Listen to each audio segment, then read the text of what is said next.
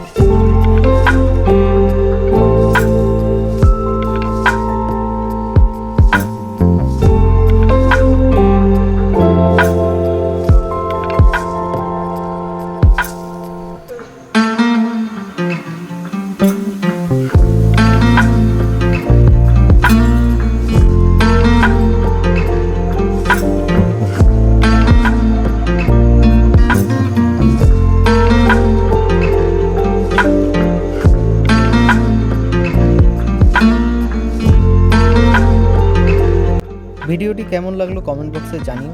চলো tata, bye bye, আবার দেখা হবে নেক্সট ভিডিওতে।